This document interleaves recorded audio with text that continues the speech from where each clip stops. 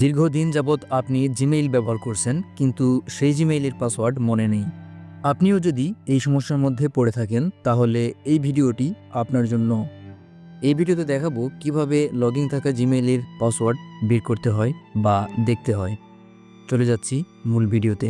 জিমেইলের password দেখার জন্য আপনার মোবাইলে থাকা ক্রোম ব্রাউজারটি ওপেন করে নিতে হবে। ব্রাউজারটি ওপেন করার পরে উপরের দিকে যদি লক্ষ্য করেন, তাহলে দেখুন 3 ডট দেখা যাচ্ছে। আপনাকে এখন এই অপশনের উপরে ক্লিক করতে হবে। আর আপনি যেই জিমেইলের পাসওয়ার্ড দেখতে চাচ্ছেন বা বের করতে চাচ্ছেন, সেই জিমেইলটি এই ব্রাউজারে পূর্বে থেকেই লগইন থাকতে হবে। ওকে, এখন সেটিংসের উপরে ক্লিক করে দেন। সেটিংসে ক্লিক করে এখানে আসার পরে আপনি অনেকগুলো অপশন দেখতে পাচ্ছেন।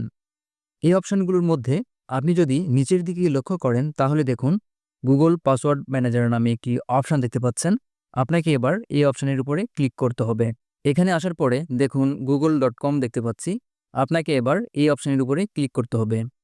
আপনি যদি এখানে google.com দেখতে না পান বা অন্য কিছু দেখতে পান, সেক্ষেত্রে কি করবেন? সেজন্য আপনাকে সার্চ করতে হবে। সার্চ করার জন্য উপরের দিকে দেখুন সার্চ নামে একটি অপশন রয়েছে। এই অপশানে ক্লিক করে আপনাকে লিখতে হবে গুগল, GOOGLE, গুগল লিখে সার্চ করতে হবে। সার্চ করলেই আপনি google.com এই অপশানটি পেয়ে যাবেন।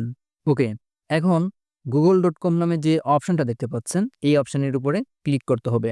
এখানে ক্লিক করার পরে আপনার মোবাইলের যে স্ক্রিন লকটি রয়েছে, সেই লকটি দিতে হবে। স্ক্রিন লকটি দেওয়ার পরে আপনি এইরকম ইন্টারফেস দেখতে পাবেন। এবার এখানে যদি লক্ষ্য করেন, তাহলে দেখুন এখানে জিমেইলের ইউজার নেম দেখতে পাচ্ছেন। এখানে যে জিমেইলের ইউজার নাম দেখতে পাচ্ছেন, এই নামের নিচেই দেখুন পাসওয়ার্ড রয়েছে। এটাই হচ্ছে এই জিমেইলের পাসওয়ার্ড। আপনি কিন্তু এই পাসওয়ার্ডটি হাইড অবস্থায় দেখতে পাচ্ছেন। এই পাসওয়ার্ডটি আপনি যদি এখানে ক্লিক করেন, তাহলে দৃশ্যমান হবে বা দেখতে পাবেন।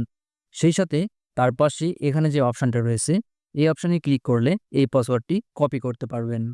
ভিডিওটি এ পর্যন্তই। আশা করি এই ভিডিওটির মাধ্যমে আপনাকে সাহায্য করতে পেরেছি। ভিডিওটি ভালো লাগলে অবশ্যই এই চ্যানেলটি সাবস্ক্রাইব করুন। অলরেডি সাবস্ক্রাইব করে থাকলে অসংখ্য ধন্যবাদ।